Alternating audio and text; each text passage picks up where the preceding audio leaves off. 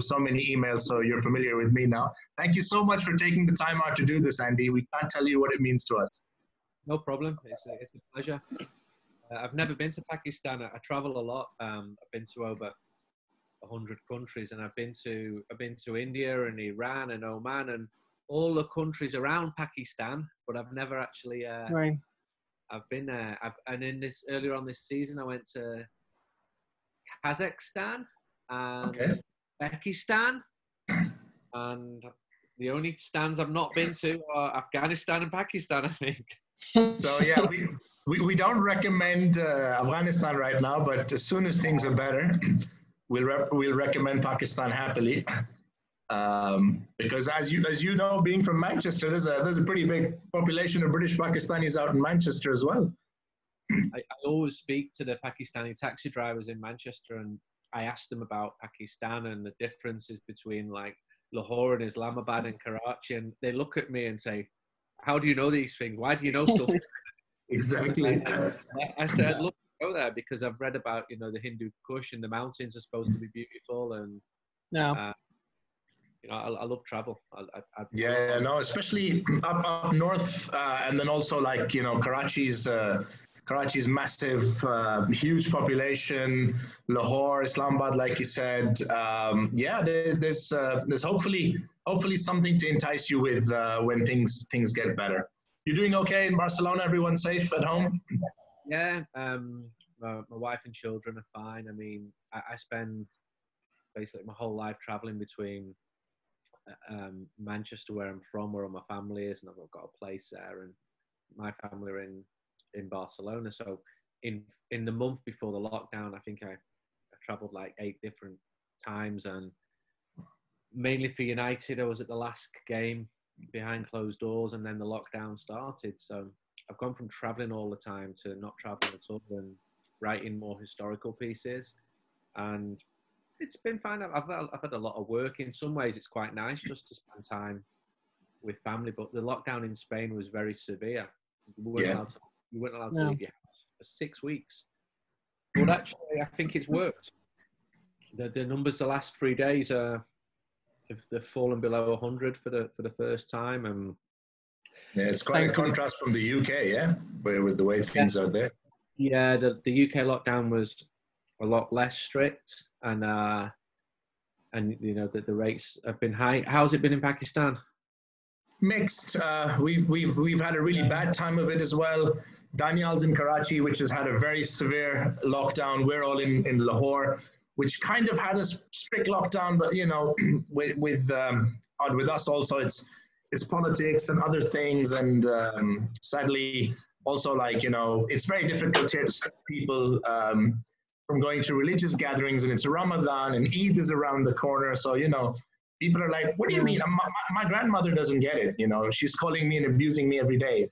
I'm telling her it's good for her and for me that we're not seeing each other. And she's like, no, you did this. You're responsible for it. You just don't want to see your grandmother, and that's why there's Corona. And, you know, you can't fight back. There's nothing I can say to make her think otherwise. So. Crazy. Ismaeel, you want to go over with Andy whatever you want to talk about today? Yeah, Andy, first of all, obviously, we'll talk about your life supporting United and home and away. Obviously, you're an iconic fan. Hassan has also been reading your articles, and I've been doing the same. And I'm a big fan of your work as well. So first of all, we'll be covering your personal life, your relation to United, how it started, and then we'll go over some of the transfer stories. And is there anything you wouldn't want to discuss, or anything you would consider out of bounds, considering you write for The Athletic as well? You can ask me anything. You know, I've got nothing to hide. I'm very, very transparent. You know, I might not be able to tell everything you want to know. If you want to ask me, you know, the date of which date a certain player is going to come, I'm not going to be able to answer because I don't know. One thing. I did a big interview with Ole Gunnar last Monday, and I think it's the only interview he's done, and that's for United We Stand, which is obviously great for a fanzine. And I've known him for a long time, and you know, I appreciate him doing that and giving us a big in-depth interview. But we also need it because we've got and I make most of my living as a journalist, not from United We Stand, but United We Stand obviously has to survive, and we've got no games to sell at anymore, and all the shops are shut. So Ollie's helped out there. He's been really honest there, and you'll probably hear about that. It'll start breaking in the next day or 2 or 3 days, and it's but he was good. So I probably spoke to him more than anybody else. So you feel free to ask me that, and I don't. We've got a couple of subscribers for United We Stand in Pakistan, but the postage is so expensive. It's just best if it's done. If it's done online. I know. Even for the fans, I think it's a huge platform for all fans, not just for people in the UK, but people outside UK as well. We've all been looking at United We Stand for quite a lot of time, as like a platform that you'd want to replicate, not just in Pakistan but everywhere else as well. And it's huge credit to you and your team, the way that you've done your work over the years. Brilliant.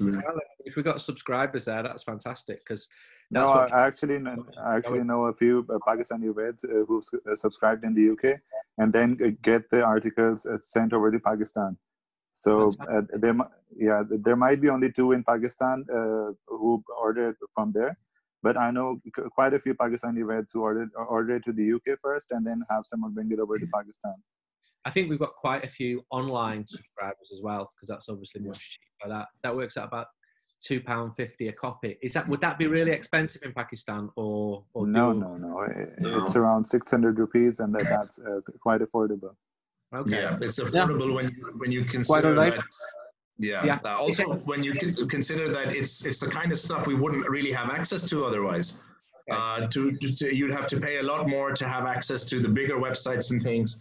And frankly, now with social media, you realize that there's, like you said, very few people are independent, so they won't be able to give their independent thoughts on things. It's either too rosy or it's either too negative. It's not really in the middle. And I always tell the boys, I'm always sitting and they'd say, do you think this is happening? I'm like, well, has Andy written about it? And they're like, no. I was like, well, then I don't believe it. When Andy puts it on his Twitter or Andy writes about it for any of the magazines, then I know, yes, this is happening. So, and does the Athletic exist in Pakistan? No, we are able to subscribe for it, but we do read the rumors and stories. I think you can get the app, Ismaeel, if I'm not wrong. You can get the app if you have a VPN. So you can get the one for the UK or you can get the one for the US. I know a few people who have the app, and then they'll read and sort of like fill us up with, okay, this is what was said today. We are now in our local media getting a lot more channels covering football because obviously, it's getting pretty big. But again, the worry there is that there's a complete lack of knowledge. There's a complete lack of nuance or understanding about it. And it's just like, okay, we'll cover this because we have to, not really want to. With the dedicated supporters clubs now coming in, I think most of us would look to the supporters club because we know they'd get us the right kind of information. Liverpool fans have spent a lot of money in the last year. Not surprisingly, they finally had something to spend money for. And they brought over, I think Ian Rush had come over for something. He was there for the Champions League final, the one against Tottenham. And he came for his charity. Yeah, he came for his charity. So they're getting people. We were discussing this the other day. We had Luis Figo and Ronaldinho and Kaká come over, and I think there were 200 people went to see them. Yeah. It's just surreal. These guys are huge names, but there was hardly anyone going to watch them. They came over to play, and they played in Karachi, right, Danial? They played in Karachi. They played in Lahore. Yeah. They played in Karachi and in Lahore. And Giggsy, I mean, the only reason most of us went was to see Ryan Giggs. My brother got to catch up with him in the hotel. It tends to be Norway and Scandinavia where they'll ask me to go over. I mean, I do quite a bit on Norwegian TV, but maybe with a player and spend a weekend there. And all the players have got different price lists. It all depends. Yeah. How it is. Yeah. I'm sure it's exactly the same at Liverpool. And what about domestic football in Pakistan? What would be the biggest game? It's mostly the Balochistan, actually. Because I know it's a huge cricket country as well. Yeah. It's a huge cricket country without doubt, but most of the domestic football is hosted in Balochistan and that area, and not where you would expect it to be in Lahore or Islamabad. Karachi's Liari is quite famous for football, and you'll see a lot of good football kids there. But apart from that, mostly it's Balochistan and that area of Pakistan, not where you'd expect it to be. In Pakistan, the difference usually is that we have certain regions that become famous for certain, sports. Like you talk about hockey, it's Bihari and that region. But if you talk about football, you're talking about Balochistan and you're talking about Liari and some of these cities. So sport is relevant to a certain city unless you're talking about cricket, which is prevalent throughout Pakistan. So football really is mostly played at school level or university level, and those have some competitive level to them as well. But unfortunately, because we don't have a professional system, so those players are just doing it out of entertainment or for their own passion and not for developing careers out of it. Okay. Also, now, Andy, most of the national team is people who have their origins in Pakistan. I think the last national side that we put out had 9 players born or raised in Scandinavia and the UK. So, yeah, we're getting a lot of guys playing lower leagues in the UK. I think the most famous one was Zesh Rehman, who played at Fulham. And then he came over and played at Pakistan. He played a few games for the national team. He's the only sort of Premier League player. So Ismaeel, do you want to start with Andy? Yeah, so of course. we record it now then. Yeah, that's fine. No problem. Okay, so Andy, first of all, thanks for coming on the show. We're big fans of you out here in Pakistan, and it's a huge honor for us to welcome you. So can you tell us where your journey began, being a United fan and being a journalist in particular? Like, what made you fall into this field? And obviously, you're quite famous in it as well. So what steps did you take? I grew up in Manchester. My first 5 years were in Stretford, which is obviously the Stretford end, right behind Old Trafford. And I'm from a big footballing family. I'm just about the only one who didn't receive any money to play football. My Uncle Charlie, my grandfather's brother, was the most famous. He played for Manchester United in the 40s, and he was one of the first British players to move abroad. He went to Colombia. He was a real star player of the time. My granddad was a professional footballer, his brother. And then my dad was from a big family, and they all played football. My brothers all played football. So my younger brother played for teams like Altrincham in Manchester, sort of semi-pro level between 500 and 1,000 people. And I've always played football, but I was never cut out to be the same level as the rest of my family, which they remind me of frequently. And I played in good teams, but I was probably the weakest player in good teams. And I played several times again trying gigs as a young man. And I was a right back, and he was on the left, and he completely destroyed me every time we played. No, honestly, there's no false modesty here. I just would be taken off the pitch because I couldn't get near him. And he reminds me of that to this day, which is very nice of him. And I remind him that our team always used to beat his team. So that was 13, 14, he was already on his way to being a star. And when I was 15, I started United We Stand fanzine. I'd been going to matches. I'd always been a United fan. And I'd been watching games, my dad mainly, from the age of 3 or 4. And then from the age of 13, as soon as I was old enough to be allowed to go to Old Trafford, I would go all the time. And then started the fanzine. It was just something we did at school. It seemed like a fun thing to do, but there was a more serious side to it. Football fans were looked down upon by the government, and I know that I was spending money to go to away games, and the facilities were terrible. We really were seen as an underclass. And I remember writing a letter to a football magazine when I was 14, and I'd paid £4 to stand on a terrace at Nottingham Forest. I couldn't even see the pitch. £4 was twice what my weekly wage was for delivering newspapers. And so I felt that fans were underrepresented. They didn't really have a voice, and I wanted to do something about that. And we started in the first wave of football fanzines and stood outside Old Trafford selling United We Stand. It was photocopied. It was pretty terrible, if I'm honest.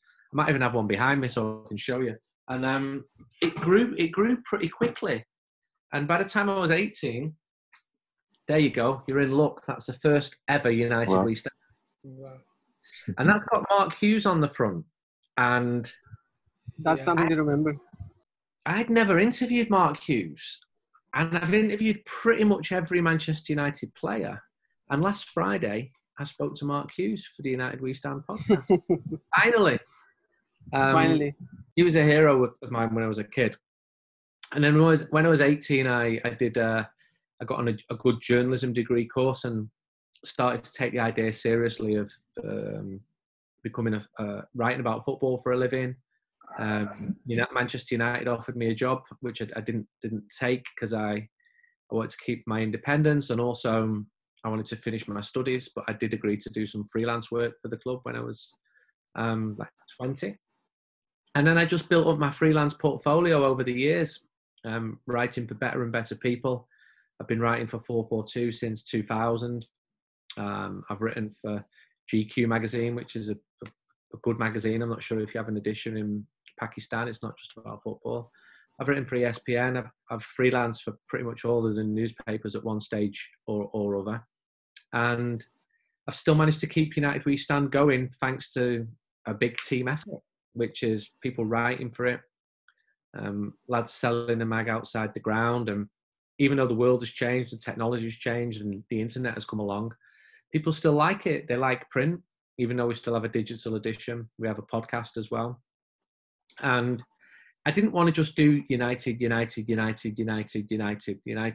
I love it. And I think it's the team who I watch. It's the team who I've always supported. And I'll get paid to go and watch Barcelona and they can win 10-0 and I just don't feel anything there, even though I know that I'm watching brilliance. But I wanted to do more non-United stuff when I was about 23, 24. And I was going a lot to Spain to see my girlfriend, who was a Manchester girl living in Spain. And my editor at 442 said, do you want to write more about Spanish football? So I like that idea. And I was always interested in fan culture. So I wrote a lot about anything from hooliganism to the rivalries. One of the books I did was about the biggest derby games in the world, or the most interesting ones, because derby games in the Faroe Islands or in Israel are not renowned as being, up there with Boca River or Celtic and Rangers or Ajax against Feyenoord or United against Liverpool. But I like fans. I like fan culture. I like meeting people, and I'm interested in fans and their story and why people choose to follow Manchester United. Or this season I started it going in with Lazio's ultras, who are pretty dangerous people, but I like how you mentioned Boca River as the first derby. Well, considering everything that you've written about South American football as well. It's mental. Well, it's funny how life works out, because I'm a Manchester lad, proud to be Manchester, and then I meet this girl from Brazil, which is not in Manchester, and suddenly your life takes a different route, which means that I'm going to South America frequently. And then Manchester United start signing players from South America. So I'm start to be able to have conversations with these guys. And they say, what? And, hello, Marcus Rojo or Sergio Romero or Fred or Anderson, which is a conversation you'll never forget. And it actually helps me do my job because I can speak their language. So say somebody like Fred arrives for United and can't speak any English, and I can speak to him, and I know people who he's actually played with because they're from my wife's city. I would be like a friendly face. I'm not his best friend, but it's a contact, and I can. As a journalist, you need contacts to write stories and to write depth to stories and to write insight to stories. Everyone has an opinion. When everyone watches a game of football, everybody has an opinion which they're entitled to. My job is to try and find out the story behind the story, or if I interview someone, try and get more depth just try and find out interesting stories, basically. And that's why I travel and work. I work very hard to do interviews face to face where I can. Traveled to Mexico last year to Sinaloa, which is famous for narcotics, to see Maradona, and I didn't even have an interview lined up with him, which I normally do. And my editor just said, "Go, do what you do." And speak to people, find out where the story is, and journalism. That's what journalism should be: informing people, educating people, and that's what I've been lucky enough to do for a living now for a long time. And I've never really changed what I do. I still work really hard. I still have a love for football. I play football. I watch a lot of football. It's quite unusual at the moment not going to football matches. I've been managing a football team. And just combining that with sort of meeting people and doing different stories. If I go to Argentina, I'll go to Marcos Rojo's house and spend a day with his family. And they'll tell me things that I would never have known. Or go and see Juan Sebastian Veron. Or in September, I went to Ole Gunnar Solskjaer's hometown in Kristiansund and spoke to his old coach and his best friends. And I think he didn't tell me directly, but I knew he said, "Speak to Andy." And I wrote that at a time when he was getting a lot of criticism from Manchester United fans because results were not very good. And if you go onto social media, the mood can swing wildly with results. And I said, I'm in Kristiansund, I've come to write a piece on Ole Gunnar Solskjaer. And the reaction was really negative. Well, he's going to be back there soon. That was the type of thing people were saying. And yet, a few wins later, and the mood changes totally. And I write a lot about mood. I go to the games where I speak to people. I try and gauge the mood. I try and find out what's happening and why is he not doing that, and why is he unhappy, and why is he happy, and get evidence, hard evidence, rather than, if good things are happening in the youth system, I'll write that.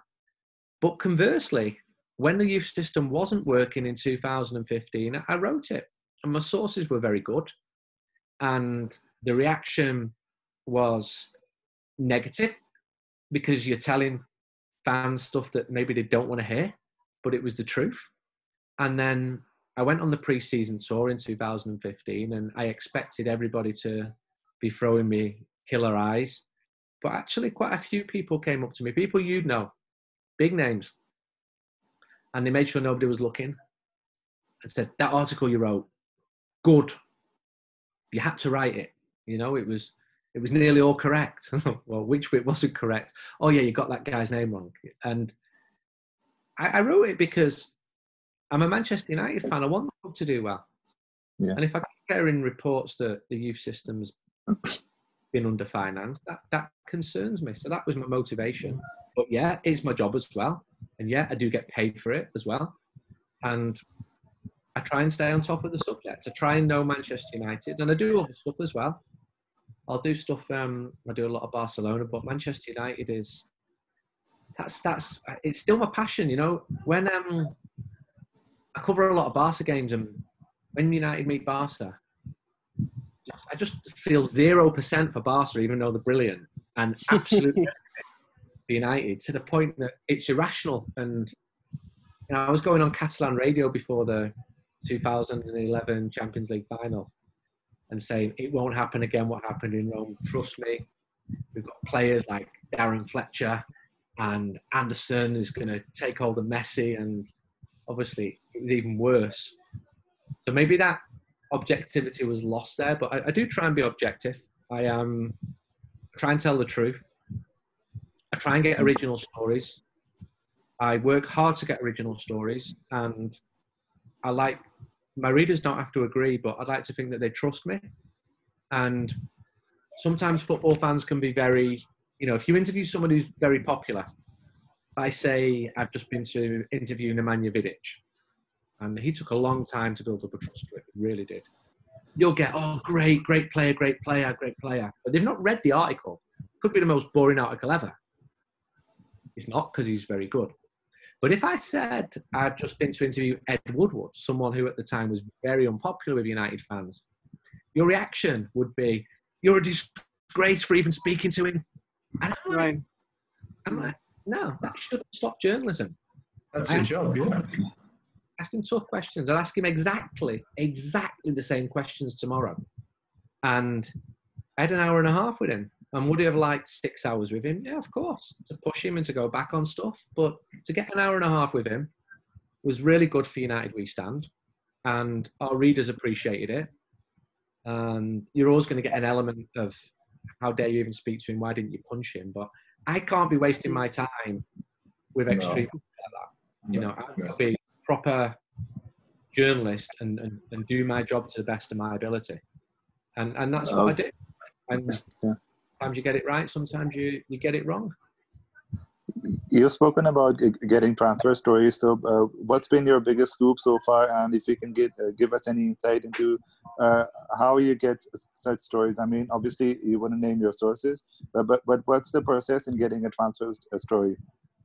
It can come from all different stories. And I don't specialize in transfer stories. I find it very frustrating because I find a lot of people are incapable of understanding that transfer targets can change. So, I'll give you an example. A few years ago, a good contact. So contacts are important as a journalist. A guy in Holland who I trust and is an A contact. He said, Man United is signing a Daily Blind. And said, are you sure? He said, yeah, been done. He said his goodbyes today. And then he told me that on the Sunday. And on the Monday, I wrote that, not as strong as that. I just said, this is highly likely to happen. And on the Wednesday, Daily Blind's agent went on British radio and said, no, we've not heard anything from Manchester United. Because it obviously hadn't been completed. And I got loads of abuse. And then on the Saturday when he actually signed, silence. Absolute silence. Deadline day, I think it was. I went back and said, excuse me, you just abused me. Oh, sorry, mate. I just had an argument with my girlfriend. I saw you on a bus once in Turin in 1997. You're a nice guy, you know, and you're dealing with it. And so you will get stories where that can be correct at the time. Another one would be Ander Herrera, 2013. My source on that was as good as you could possibly get. So I said, United are about to sign Ander Herrera. By the end of the day, when they hadn't signed him because of a complete mess up, and there's two versions of what went wrong, and that often happens in football, there's two versions of the truth. You're being called all kinds of names because he hasn't signed, as if it's like your fault. So I'll get told stuff, and I just won't do anything with it. There's nothing that I can gain from doing anything with it apart from risk abuse when it doesn't actually happen exactly as so I'll just think, well, if people want to tell me stuff, that's great. Get more enjoyment out of doing a really good interview, getting really good good quotes, and you pride yourself on that, or an in-depth article. And you could write on the balance of probability. You know, you could say now, you know, Manchester United have obviously watched Jadon Sancho from Dortmund. They are interested in Jadon Sancho. It hasn't happened yet. And sometimes you say, it's done and dusted. And you say, okay, what's your source on that? Well, a guy told me, who told you? Just one of the guys. Who? Give me a name. And there's so much. And social media has made it much, much worse because you get lots of people masquerading, and you get lots of gullible people, and you get lots of from the other side. I think you've got to cut people some slack because a lot of people, English isn't the first language; it's the second or third language, so they can't read the nuance. There's something may or may not happen, and sometimes when you're delivering news that is not going to happen, people get like really angry with you, like it's your fault that Manchester United have not signed the player they want. It's crazy. It's absolutely crazy. But I also understand people invest hope into a brighter future for their football team. And if bringing a player in, like Bruno Fernandes, is going to improve that football team, people get excited about it. And I get that. And I got really excited about it when I was younger. I wasted a summer in 1996, working out just where Alan Shearer would play up front for Manchester United. And then when it didn't happen, you feel frustrated and pissed off about it. I think it's got a lot more intense now. There's some people who are absolutely addicted to transfers now. And sometimes the best players are not the big glamorous names who come through. Look historically, Ji-sung Park, when he signed, one former player said, he's only been signed because he's going to sell a lot of shirts in Korea. I mean, that was an off-the-record comment, but that was a view at the time. And then when he's a success, nothing, you hear nothing. But the key is the manager to knit the team together, a mixture of big names, of young talents coming through. And I think it's important at Manchester United that young talents do get a chance. And I actually like what Ole Gunnar's doing. I like the fact he's playing Mason Greenwood and Brandon Williams and pushing for more young players. I do think the youth system at the club is getting back on track. It's still got some way to go. And the first team's still got some way to go.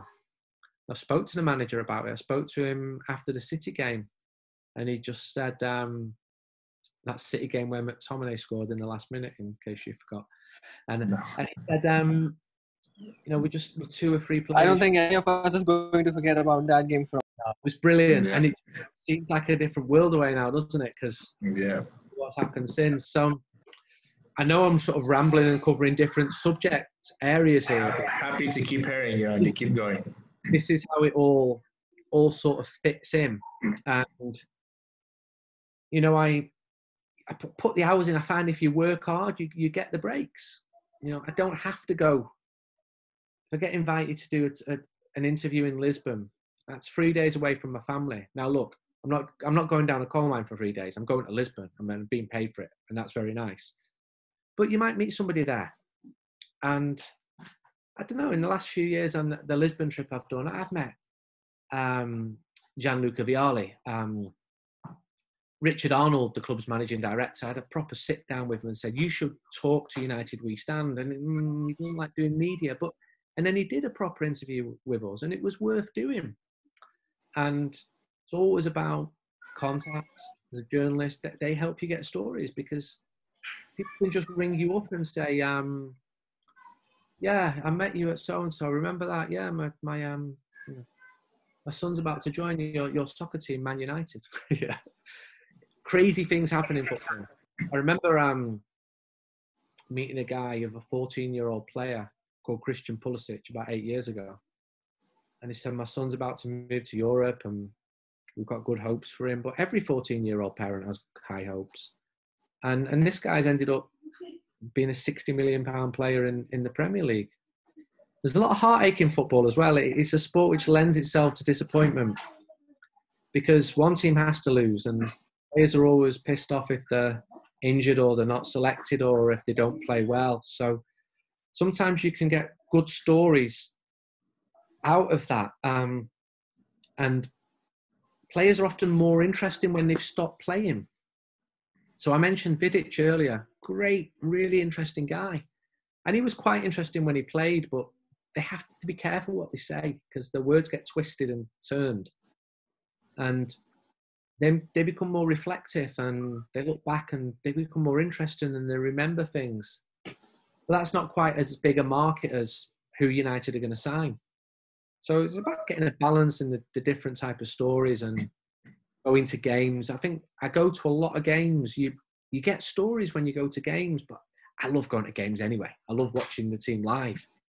I like the adventure. I like going to new places, and I'm very fortunate that Manchester United has allowed me to see the world, basically, because they've been so good. Because when I was growing up, the team weren't that good.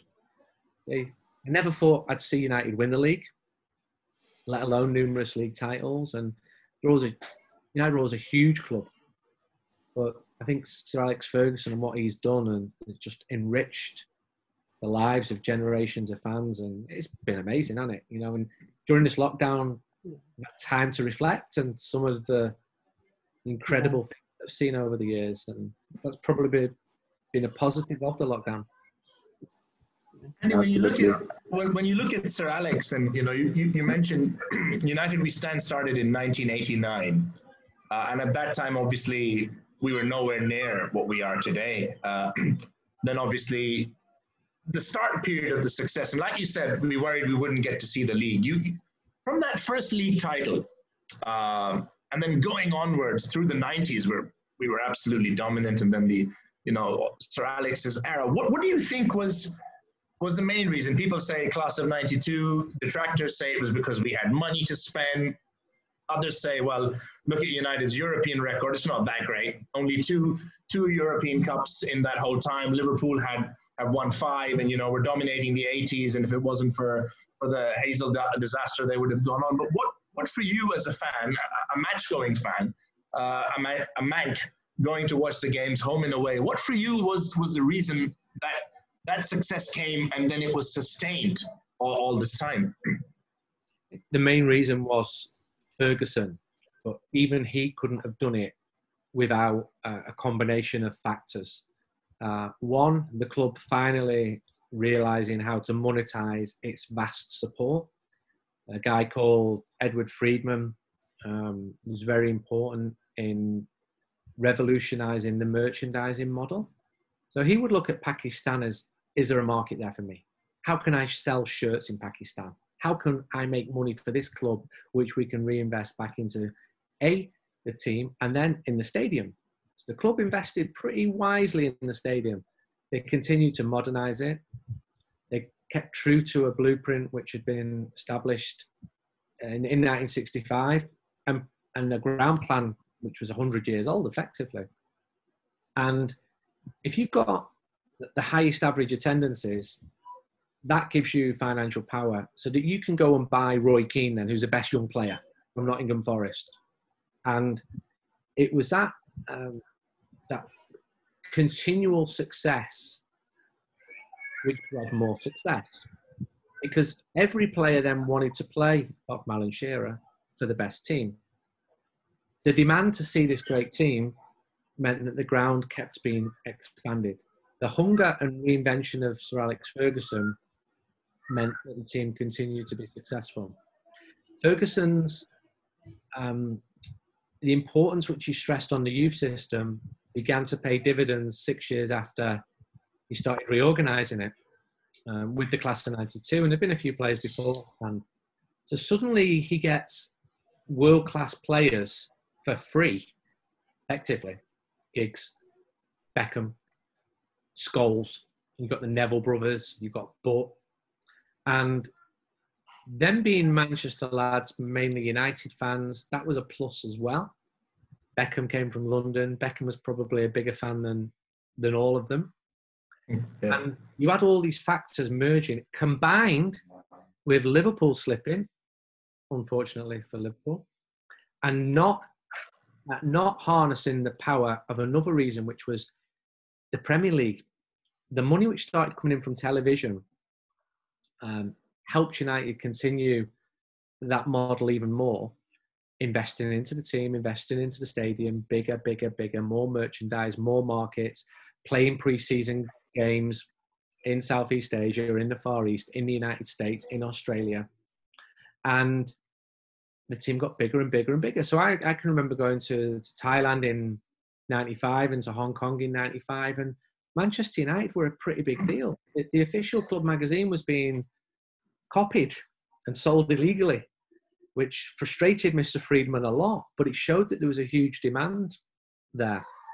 And that grew and grew. And I've been to places like Iran to interview a former United coach, Carlos Queiroz, which is another strand to my work. You get all these world-class people coming to the club, so you can follow their careers. And because of Twitter, a load of Iranian Reds got in touch with me and said, we hear you're coming to Tehran, can we meet you? And it was fantastic.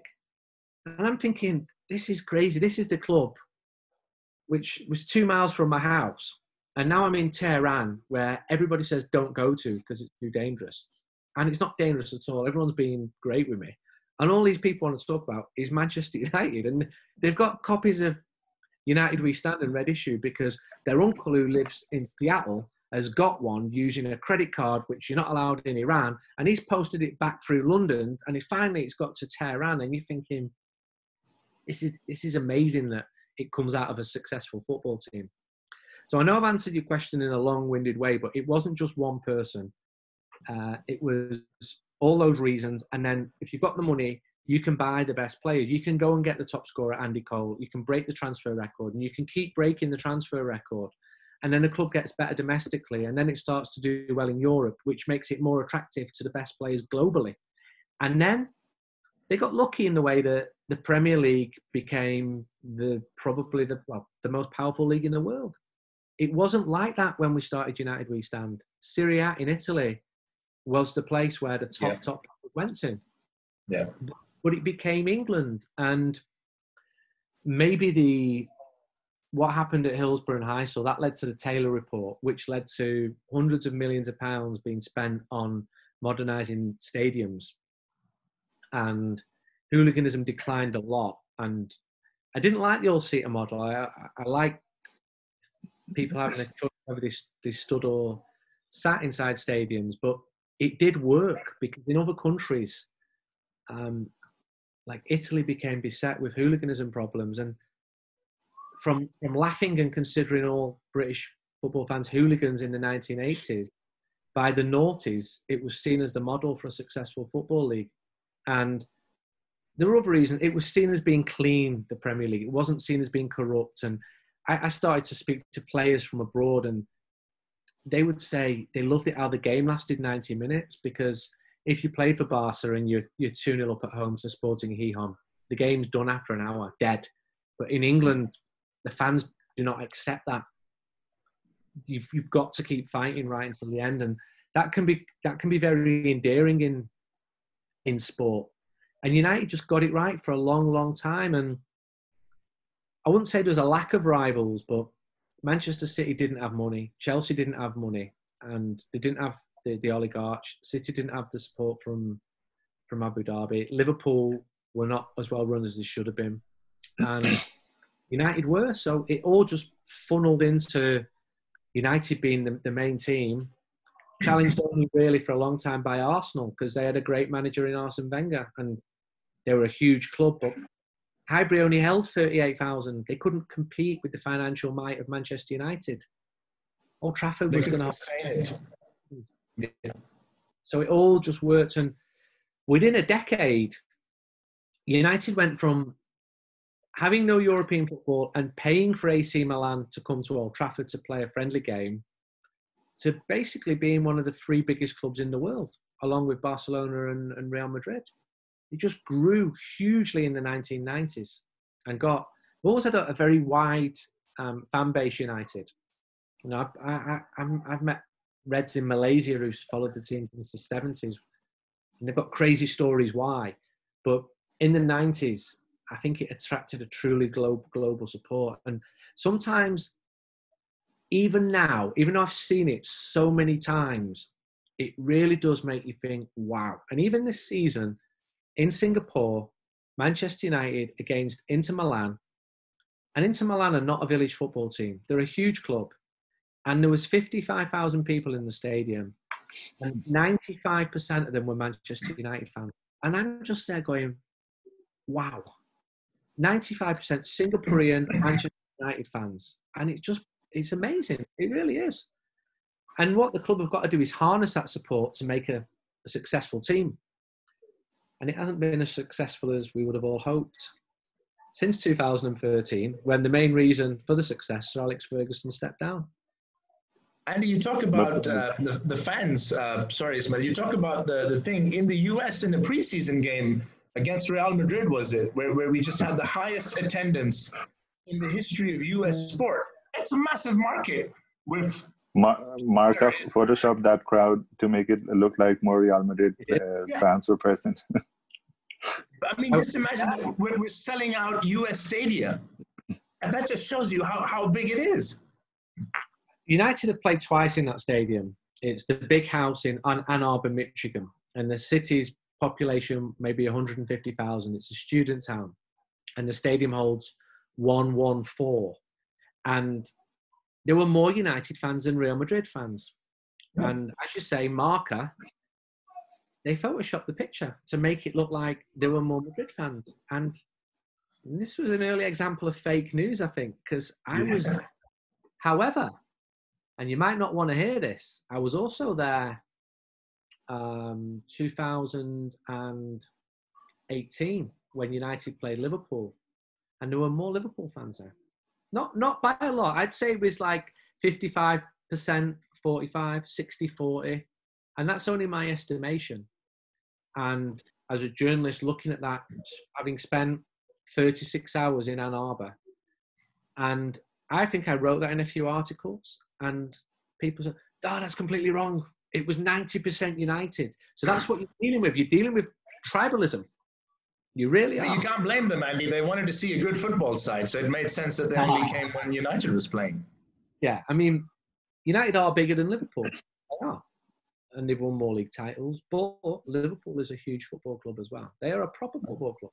I hope they lose. So Trad, you can go next. They're a huge football club. All right.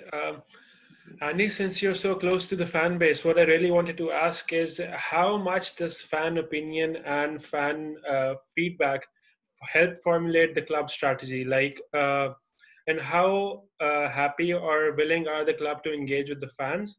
And since you've been able to talk to the managers and the higher-ups in the club, how do they react to what the fan morale is, what the fans want from the club, and how much does social media play into all of this? It's a really interesting area, and it's one which has changed a lot in the last 10 years. Clearly, fan opinion is important. On one level, there is now communication between fans and the club.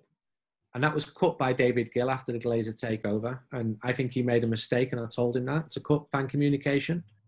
And now it's much better. So there's a dialogue, and there's a lot of back-channel diplomacy, if you like. And that has led to the formation of the Red Army section, for example. I think it's about building up a trust between different sectors of fans, such as most Manchester United shareholders trust, which has came out of Musa, and trusting the people there. What the club also got to do, if they're being sensible, is override knee-jerk reactions from fans after individual results, and not. I wouldn't listen on a weekly basis, because you'd end up selling every single player quickly. And I remember 6th of August 2013, Wayne Rooney wanted to leave the club. He said he didn't, but he wanted to leave the club.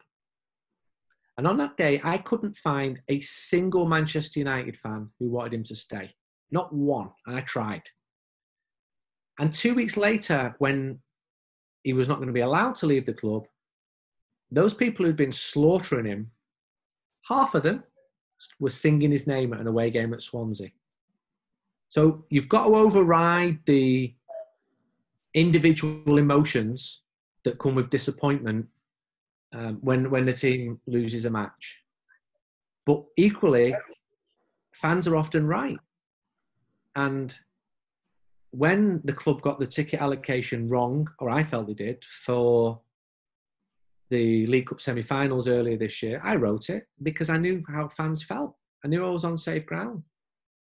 And I think the club acknowledged that they made a mistake there. They do make mistakes sometimes. They've become a lot better recently. I think during this lockdown, I don't think United have put a foot wrong. And other clubs have. I think United have been work. Yeah. Excellent. And these things do matter.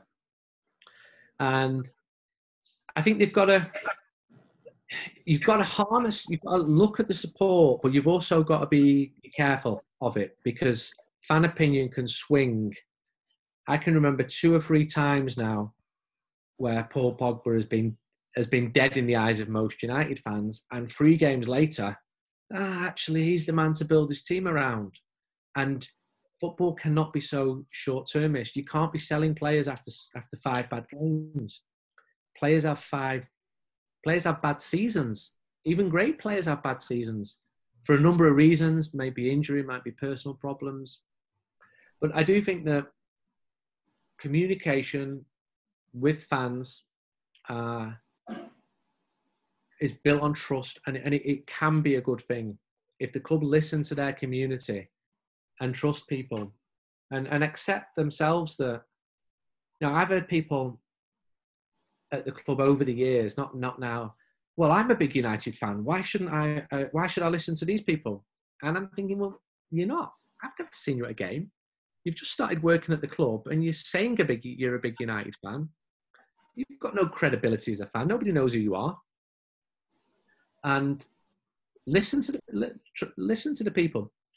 Problem you then have is, if you've got millions of fans, not everyone's going to have the same opinion. And agendas grow. I can remember writing about something I feel pretty strongly about 2 years ago, and that's that Old Trafford should be developed, that the capacity should be increased. And I stand by every word of what I wrote. But the reaction was interesting, because you'd have people going, I don't care about the stadium, we need to strengthen the team first. And that is an equally valid opinion. So who should the club listen to? I'd like to think I'm informed. I'd like to think I know I'm going on. But 50% of people who reacted to that article I wrote were, no, stadium doesn't matter. Because a lot of people, they'll never go to the stadium.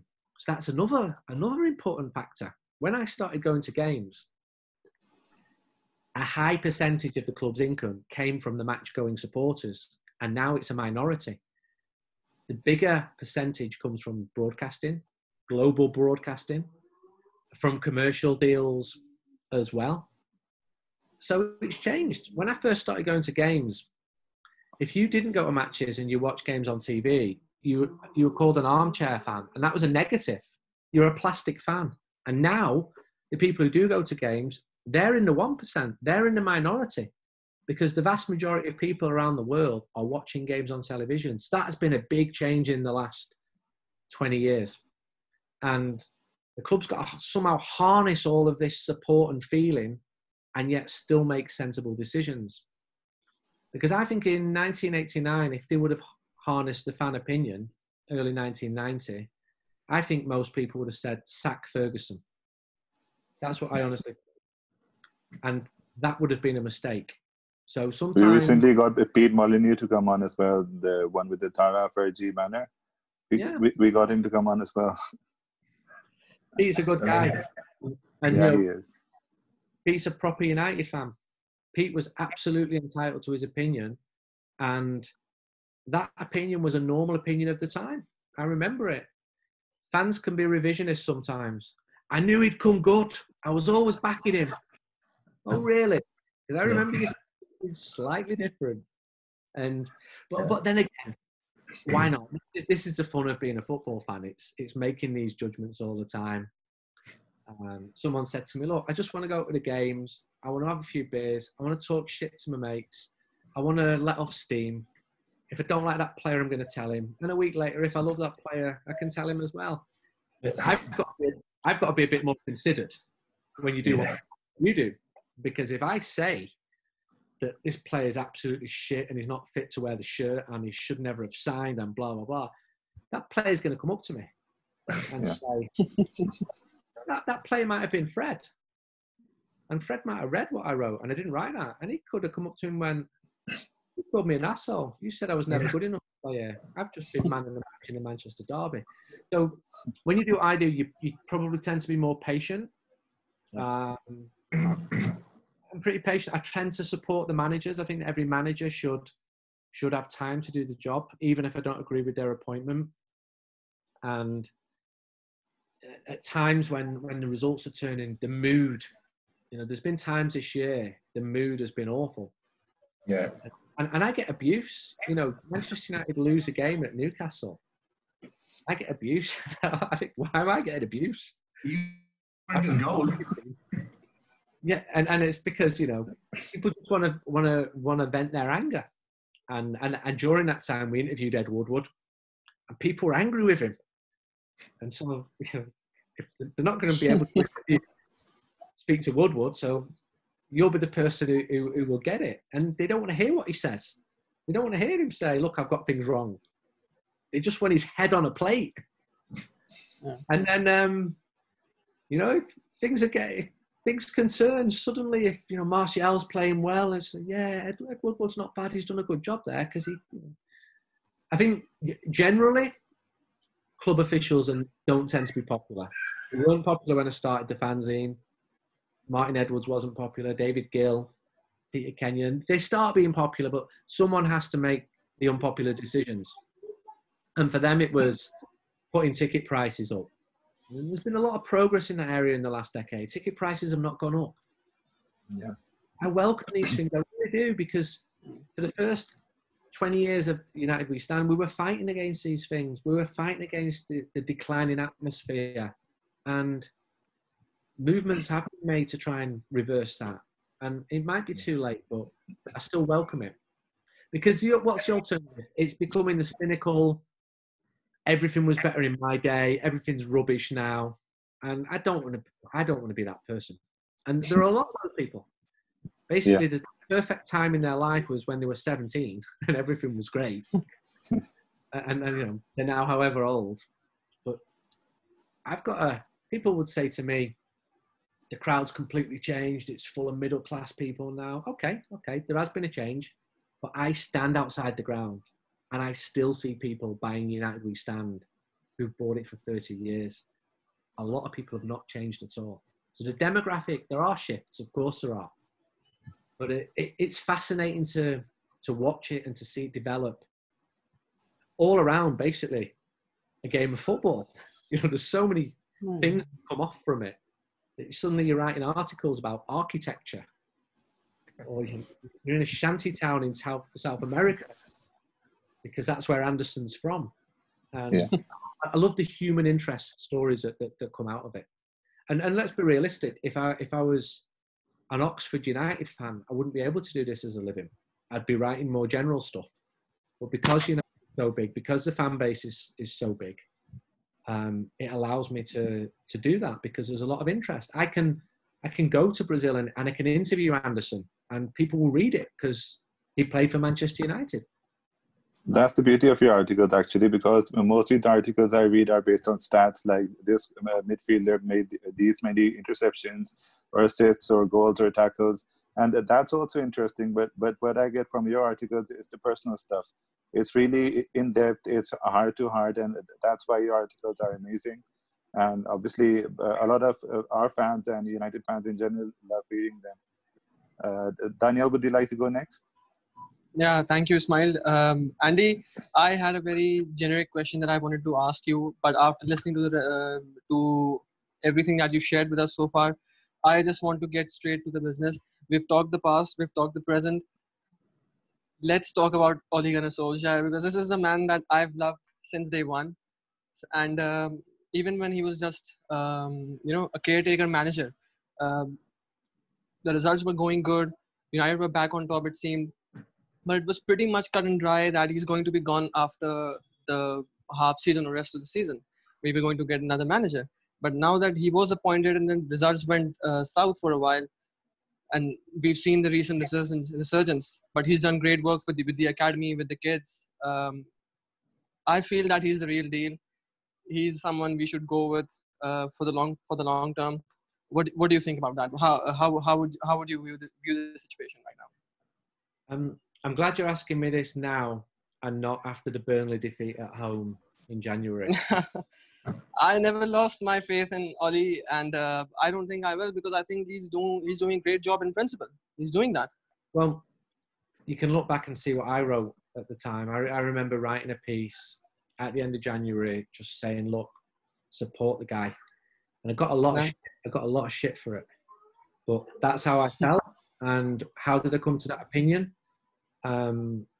By thinking that he is doing good things behind the scenes. The results had not been good enough. I told him this. I spoke to him.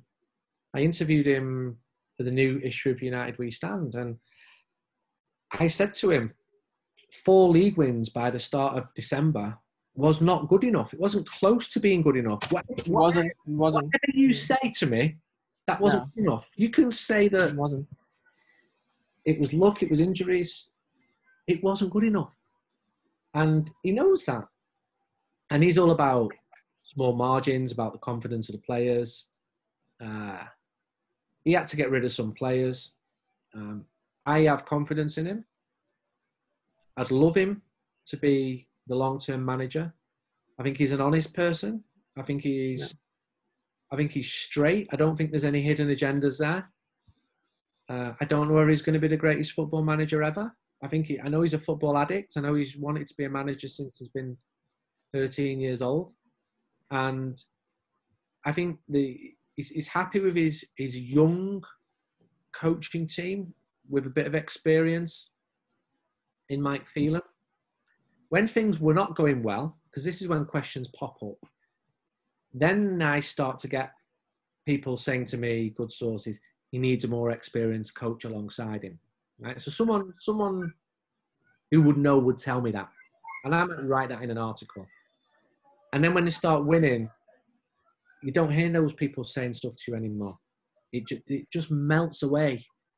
The mood is so different when the team is winning.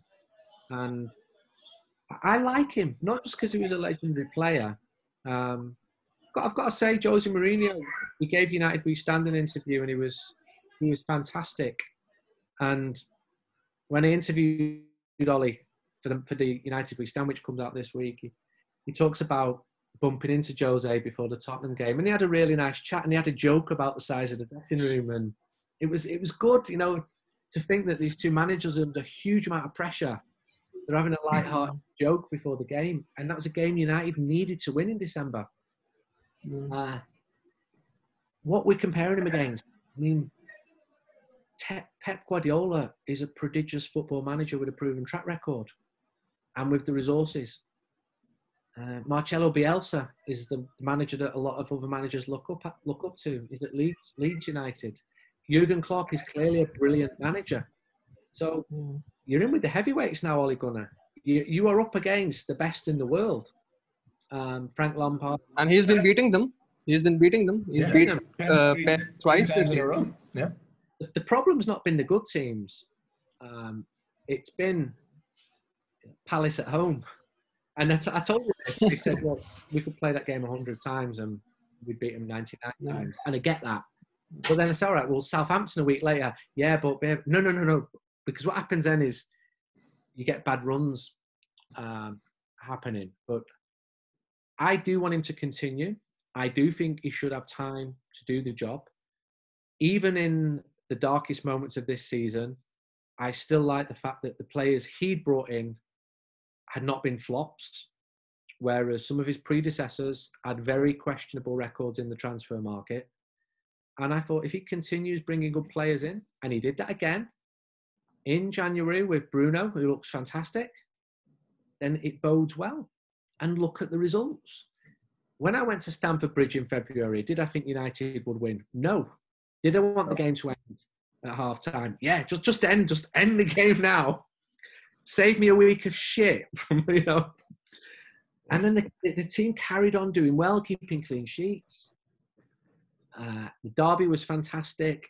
And I think we saw glimpses of his tactical awareness against Liverpool earlier in the season. Liverpool are clearly better than Manchester United at the moment. But he did a number on them. Paris away last year. United went through. And maybe if that game was played 10 times, PSG would have won 8 games. But they didn't. They didn't go through. I think the gulf was exposed against Barcelona in the next round. And also the fatigue towards the end of that season was clear. And there were some bad eggs in that dressing room. And he's got rid of them. And maybe there's a couple more. But I think he's the man to do it. Would I change him for any other manager? No, I wouldn't. I wouldn't. Same. Yeah. And it's a shame that the lockdown came when it came. And I trust him. And I like him as a person. And I think, sometimes when you ask him questions after the games, he's got to be diplomatic because he's the Manchester United manager. He's got to keep up. He can't say everything he's really thinking. But I did smile after the derby game in December. So I've gone there. No way did I think United would win. First half was incredible. I was in an area for journalists close to Manchester City fans, and I'm just thinking, could have scored 5. Brilliant. And then after the game, Fred comes through. He comes to see me. And normally it's me saying to him, you know, how bad is your life at the moment? And suddenly he's man of the match. And then I walk through I see Ole Gunnar then, and he gives a wink because he's buzzing because we've just beaten City away. And you ask him the first question and in the press conference. And it's great when it's like that, because I can remember in April of last year when United had conceded 4 goals at Everton. And I just said to him, are you the man to lead the club out of this mess? You've got to ask that as a journalist. You've got to. And yeah, I am. I absolutely am. Didn't look like it against Everton last season, but I think the club are in a better place. And I'm confident. You know, the mood's lifted. That run of games, they were keeping clean sheets. Ollie wants to build from the back. That's what he wants. And the 2 players he's brought in have been good. And left back was potentially a problem position, but now he's got 2 players there. I wouldn't be uncomfortable if either Luke Shaw or Brandon Williams started. Yeah. And then he's got the option. You know, he likes playing with 3 central in the bigger games, and they've won matches like that. So, I mean, Shaw at CB was a masterstroke actually. Tactically, it's been amazing watching him there, and that's all Ole is doing, and obviously his coaching staff as well. He saved the career, I think, of Shaw at United, and especially Fred. But United shouldn't be 5th in the league. This is Manchester United. Yeah. Nice wage bill in world football. There's got to be minimum standards. And there's been times this year when the team have been 7th and 8th. And the points total is still too low for this season. I mean, next season, there can't be a repeat. You know, I'm not saying United will win the league next year, because they probably won't win the league, but they've got to be putting up a proper title challenge. They've got to be getting a decent points total. There's got to be improvement. And if there's improvement, I think fans will be patient. I think the fans have been very supportive towards him.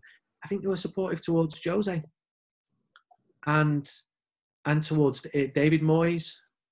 I remember speaking to Jose before the game at Brighton away when they lost 3-2. And he was in a stinking mood. And I just said, those fans behind the goal will sing your name today. You've got to embrace them. Don't just sit there in a bad mood. Thanks. And then a week later at Burnley, he went up to the away fans after a win. Tiny details like that can make a difference. They're not going to provide a winning pass to win a match, but they can really affect the mood. But ultimately, results do set the mood. And when Manchester United are outside the top 4, there's always going to be questions, and there should be questions. Yeah, absolutely. Okay, so Andy, there's a question from Zuhaib Anwar, and he's asked about, there have been a lot of rumors about the director of football. A lot of names have been mentioned, Luis Campos, and the one that was at Spurs before he left, I think, Comoli, and the Red Bull Salzburg as well. And apparently, it looks like United are going to continue with the Sir Alex Ferguson model, where the manager is responsible for everything from top to bottom. And do you think that's the case right now? Or are we still looking at the director of football? I remember writing the story on the train to Basel in 2017 that they were looking at a head of football operations. So it wasn't a full director of football. Jose Mourinho did not want a director of football. I don't think Ole Gunnar Solskjaer wants a director of football. I don't know any manager who wants to relinquish a huge percentage of his power. And the cries grow when the results are bad. And I get that. And you do see it working at other clubs from Manchester City to Barcelona, although it can add an element of politics. You mentioned Paul Mitchell at Leipzig. Those stories were coming from Paul Mitchell. You know, can you blame him for doing that? For putting himself in a position? You know, footballers do it. Yeah, I'd be interested in Man United. I also know, and I've written this, that some of the best sporting directors in the world offered themselves to Manchester United to politely be told, thanks, but no thanks. The problem comes when people think that Ed Woodward is making football decisions. And I asked him this. I looked him in the eye. Are you making football decisions? He said, no, I don't have the talent to do this. I've not got an eye for a player. I've got no experience for this. And that answer will be treated with a huge amount of skepticism when the team's not doing well. Less so when the team's doing well. People would get his explanation, which is that there's a not a football committee, but there are football experts. There's a lot of people at United with extremely good football CVs from major clubs. And that looks fantastic when the recruitment's going well, but when it's not, and United's recruitment has been poor. You've got to say that. Yeah. Under Ed Woodward's watch, it's been poor. So I'm hoping that the corner which may have been turned last summer will continue, and there will be more bad signings. No football club has 100% hit rate, but it has looked better. They do look like they're getting it right. And while they're doing that, the clamours for a director of football, they'll just vanish. That's what happens. And if they lose the next 6 games, people will be saying, we need a director of football, because they're just looking for any way to improve the situation that they're in. Quite rightly, because United shouldn't be losing 6 games. Yeah. It's also gone well, Andy. Sorry, Ismaeel. It's also gone well with the youth setup in recent times with the kind of young players that we've been signing. Is that down to Nicky Butt, or is there a bigger situation in play over here? Is it the owners? Is it the management? Or is Nicky being there himself, having been a United legend, a top player, does that make a difference? Hannibal Mejbri, the biggest example. Nicky Butt is a good person to have at that club because he's no nonsense. He's been there. He knows what it's like. Players will. There's another Nick Cox, doing a very good job there as well. There's good people there on the youth side now. Their problem, and there was good people, there was always good people. The problem was it was under-resourced, and they were left behind financially by Manchester City, by Chelsea, and maybe United did rest on the laurels, rest on the reputation. It got pretty worrying when the children of Robin Van Persie and Phil Neville, Darren Fletcher were all at City. You think, whoa, what's happening there? So the youth system now is not complete. There are no great teams, let's be honest, but there are some great players coming through. And when the club pays £9 million for a 16-year-old, as they did on Hannibal from Monaco last July, that to me shows a pretty serious commitment to youth. And it is part of what United should be about, bringing young players through. There is a romance in it.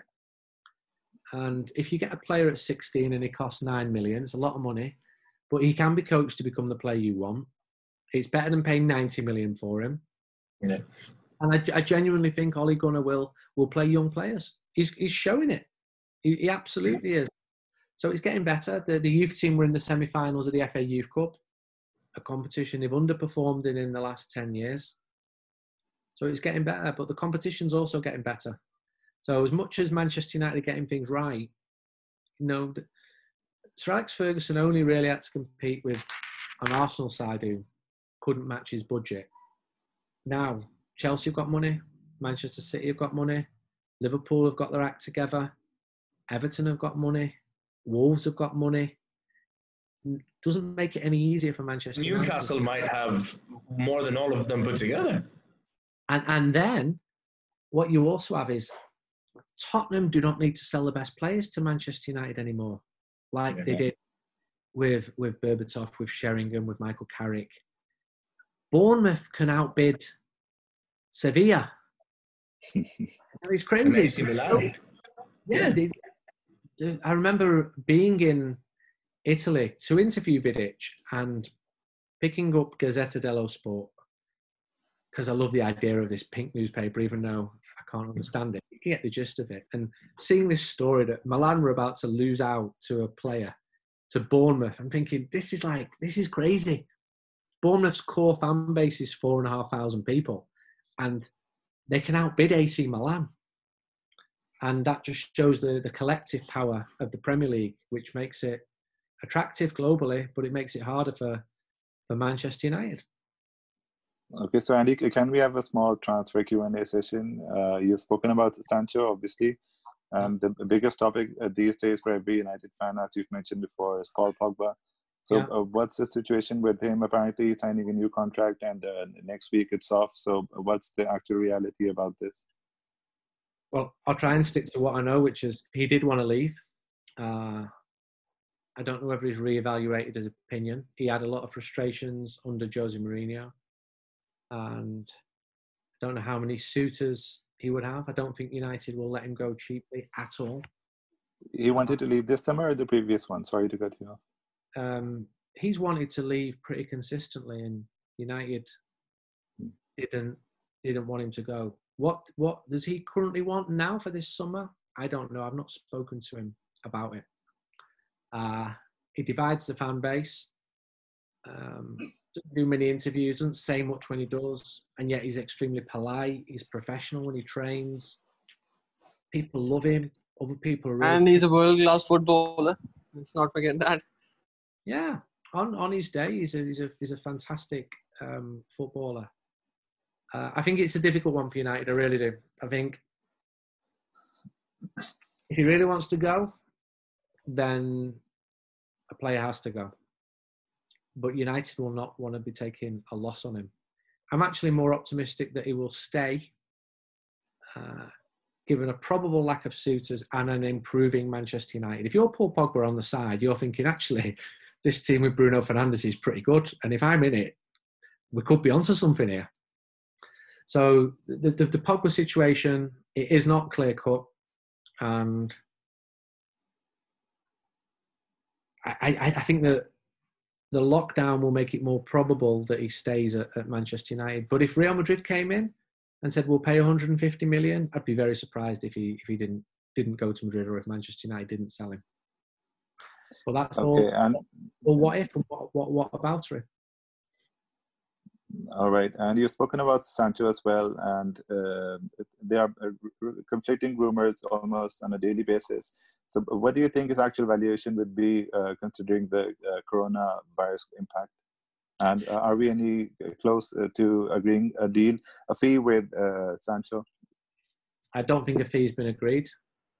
And I think I'm sorry to cut you off, Andy. I just like to add to Ismail's question here, because I don't know if any of us actually we watched the complete Dortmund and Schalke game, but Sancho never looked in any kind of a shape to play on a football field, professional football field. How does that reflect on him? Well, I went to Dortmund start of March. I spoke to a lot of people there. It's probable that Sancho's going to leave this summer. I'd say Manchester United are the favourites to sign him. Clearly, they want him. The situation could play into United's hands because other clubs could be less financially strong. I spoke to people who know a lot more about the situation than I do. No deal has been done to my knowledge, whereas with previous players, it had been done in the autumn by Borussia Dortmund. They knew what was going to happen 8 months ahead. I'm told that Sancho would prefer to come back to England. So where in England?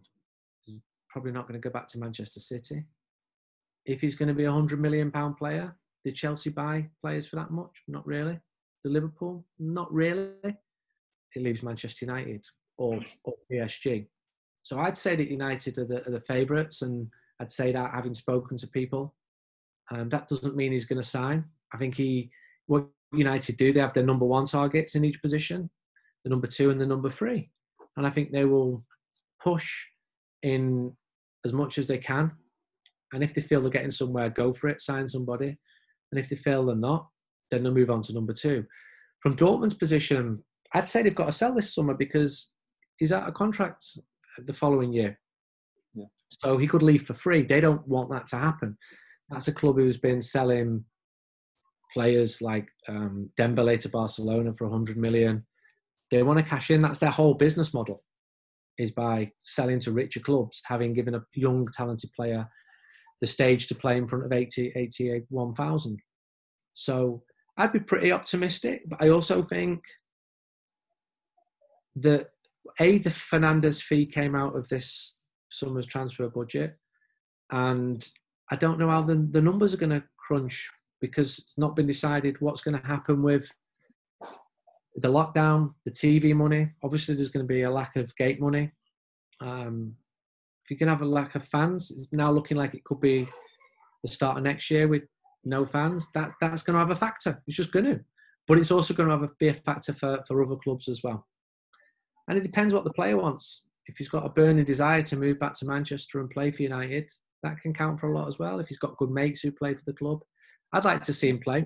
However, I went to Dortmund to watch him play and he did nothing. And then I tuned in on Saturday and he was on the bench. And I'm thinking, well, wait a minute. If this is the next Lionel Messi, he's not making a good impression of it. But I spoke to people who watched him a lot for Dortmund, and they said he's been superb this year. Okay, and obviously we have a goalkeeper on loan who's doing quite amazingly well. And De Gea's form has dipped in the past 18 months or so. So do you see Dean Henderson coming back and challenging for the spot? Will he be given a chance, or do you think he should stay at Sheffield another season? I think it's a nice situation for United to be in. Henderson's been brilliant. He's confident. He's young. He's Premier League ready now. There's other good goalkeepers at United. The issue is that De Gea is now the best paid goalkeeper in the world. And he's been a great goalkeeper. He wasn't great this season, but he has been for the other seasons. I think it would be good if they could have competition between those two, pushing to make sure that the goalkeeper and spot is just beyond doubt brilliant at United. I think the days of De Gea wanting to push to go back to Spain, that was strongest in 2015 when he wanted to go back. He wanted to join Real Madrid. That's past now. Don't think anyone will pay him close to what Manchester United will pay him. Equally, I don't think United will let Henderson join a rival cheaply. It's a difficult position, but it's a nice position to have two very good goalkeepers. And Sheffield United have done really, really good this year. And that's been a big surprise. And he's been one of their best players. Great. It's an example of the youth system working. Okay, so obviously we've talked a little about Pogba. You said under Jose Mourinho the relationship deteriorated. Was there exactly any point where that happened? I think when results aren't going well, that played into it. And I think by the end of it, Pogba put a message out on social media implying that he was happy that Jose had gone. I think he then deleted that. So there was definitely an issue between them. Was there a specific fight? I wasn't privy to knowing that. I just saw and got told of a gradual decline in their relationship, which obviously it was pretty obvious. They'd both come in 2016 with aspirations of making Manchester United great and league winners again. That wasn't happening. Both of them got part of the blame for that. Both of them were partly responsible for that. But it wasn't entirely either of their fault either. I was told just before Jose lost his job that they're going to get rid of Pogba as well. But that didn't happen. It's very difficult to just get rid of a player. And from Pogba's perspective, he was going to join Real Madrid in 2016 and he got persuaded to join United, and it hasn't quite turned out to be the dream he was sold either, because United recruitment's not been as good as it could have been. But that's not all Paul Pogba's fault either. So there's a responsibility there which should be shared. The worries tend to disappear when the team is winning. It'd be nice. Pogba's clearly a world-class player. He's got the best feet at the club. And I can see why Ollie likes to sometimes use him in a defensive position, because he's probably the only player there who can receive the ball in a tight position. Yeah. And I can see why he frustrates people as well, because I've seen him lose possession in really important matches. But I was looking back to the United Celta Vigo game from 3 years ago last week. Him and Rashford were fantastic. Going away to Spain, such a strong, powerful Manchester United performance, getting United into a European final. We might have gone again this year, and then we had Corona. We still might. UEFA are considering the resumption of the Champions League. Yeah. I've got to go quite soon. Is that all right? I've got my daughters. Yeah, no, absolutely. Yeah, sure. If I could get one question in, since you've mentioned Corona already. Since the Project Restart has started, news has been circulating, and every day they've come up with new rules of how they're going to restart football in England. So would you be happy with this mockery of the game if it resumes in that way, or do you think it has to happen this way? There's a lot of uncertainty about it. There's not a perfect solution here. I watched that Dortmund game, didn't like it. Football without fans. I was at the last game in Austria. I didn't like it. The football was fine. I just didn't like it. Wasn't what I'm used to. Wasn't what attracts me to football. But I can see that playing football behind closed doors is better than nothing. I can see why they're playing it. Maybe I wasn't interested in Dortmund because I'm not really interested in Dortmund. And if it was United Tottenham tomorrow, I would be interested in it, but it'd be far from ideal. It's pointing towards a resumption behind closed doors, probably in June. There's tweaks along the way. The German model might work. Some players have tested positive. I've not been told of any United player who's been positive with COVID. I understand the players want to play. So you've got all these different factors and different voices. Everyone who thinks they should have a relevant voice, and I get that. The managers, I think Ole Gunnar would love to be managing again, and just be weird behind closed doors football. But with these rules, Andy, about not getting too close on corners and I understand no spitting. That's something we can live with, but not getting too close on corners, not man marking people, shorter halves. And then also you've got a lot of players that don't want to come back. And there's people like Roy Hodgson who, are at that susceptible age. Are you going to tell Crystal Palace they can't take their manager to games? There's loads of issues. I'm not sure about a lot of players. I think the vast majority of players do want to play, although there are exceptions. On Saturday, you had a situation where you had the substitute social distancing with the masks on, and yet in front of them, players hugging each other. Yeah. All right, the celebration was a bit different, but when there was a free kick, the wall didn't. The players weren't 2 meters apart in the wall, were they? Everyone was bunched up together. Exactly. It's full of idiosyncrasies. It's complicated, and I don't think there's any ideal solution for it. I think it's needs must at the moment, but I just didn't like what I saw on Saturday. But I think most people feel that it's better than nothing. I mean, we produce a fanzine where we sell most of our copies outside the stadium to supporters. That's all gone now. Yeah. I can't turn around. I can't turn around to my printers and say, everyone really likes the cover, and they've said so on social media with a heart or a tick. But unfortunately, we can't pay you this month. There's a big reality for of the new world in many industries, and people are losing their lives. It's all right. We're talking about sport here. Thousands of people are dying. Does sport raise the morale? Yeah, it probably does. It's not the be all and end all. I'd like to see the season finished. There's a lot of United fans who'd like to see it null and voided. You're looking at four of them. So well, there you go. Partly I suspect to stop Liverpool winning the league, or Liverpool to only to stop Liverpool. If it was anyone else on top, I think we'd be okay with any kind of resumption. It's just, it is what it is. I would like United to finish in the top four, win the FA Cup, Amen, and win the Europa League. I just would. Yeah, that'd be great. People scenario. Really happy if Liverpool didn't win the league. Yeah, that would be even better. Before this got really serious, I did think it was hilarious.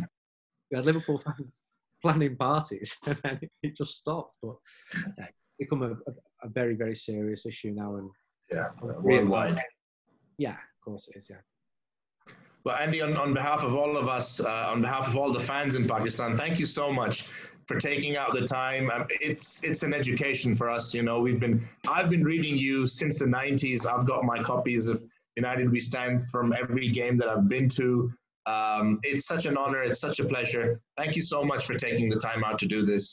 It means a lot. No, it's been nice to speak to you, and you know, you can still read United We Stand. Maybe to post it to Pakistan is not the best idea, but we have a digital edition now. It works out £2.50 per copy. You know, there's 30,000 words of content. We've got a big interview with Ole Gunnar Solskjaer in this. Yeah, no, looking forward to that. And I hope you can come to Pakistan soon when all of this is over. I'd love to come. It's a country I've not been to. I've been to all the countries around it, and I would love to come. And there are daily flights from Manchester normally. Yeah, they are normally. Yeah. You'll be in good company. There's tons of them coming and tons of them going back. So nice to speak to you, and good luck with the supporters club. I know we featured you in the mag a few years ago. Yeah. Great to see your enthusiasm. Take care. All right. Thank you so Thanks much, a lot, Andy. Andy. Take care. Thank you. Cheers, Andy. Cheers. Bye. Okay. Bye.